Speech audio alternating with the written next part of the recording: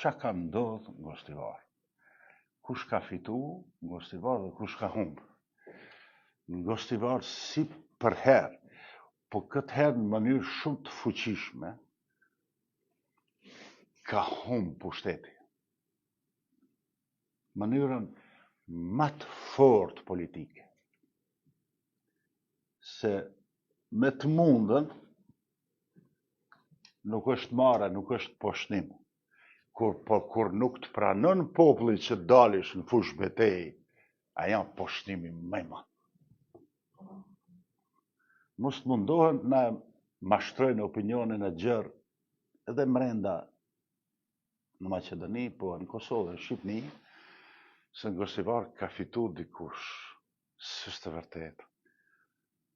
Në Gostivar analizat janë të sakta. Kush si pranon pe kundërshtarëve politik, këto analiza i kërkoj debat ku doje, me ka doje, si doje, në cilin televizor, në cilin katun doje, në cilin mahal doje.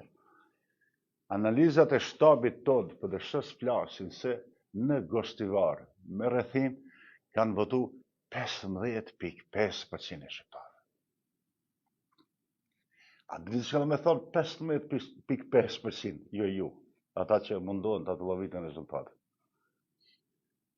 A i do me thonë se 85% shqiptarëve, të popullit shqiptarë, që tonë Gostivar me rrethin, i ka poshtnu në mënyrë të drejt për drejt Ali Ahmetin dhe Taravari. Pse ndalen këtu? Unë si njoh këto kuqia kanë qenë kandidat këta në Gostivar, për kryetar komune, për këshilltar, se përja është të mundësin, t'jenë njerëzit të mirë, t'i kënë mbështet familjet e veta, mahallat e veta, fshatrat e veta. Po nuk është votu për ata. është votu si doj ke Ali Ahmeti dhe Taravari. Si doj qenë ata. Referendum? E ate e kanë. Ata vetë kërkun që të votuat me referendum. Referendumi të regoj në Gostivar se ata janë të dy bashkë, të pëlqyshëm, vetëm 15%. Kështu që ky është një lajm i mirë që unë nuk deshta personalisht të ndaj vetëm me Gostivarin, po deshta bashkërisht gjithë shqiptarëve të Maqedonisë të aqejmë si lajm se kjo de facto ka ndodhur në Gostivar.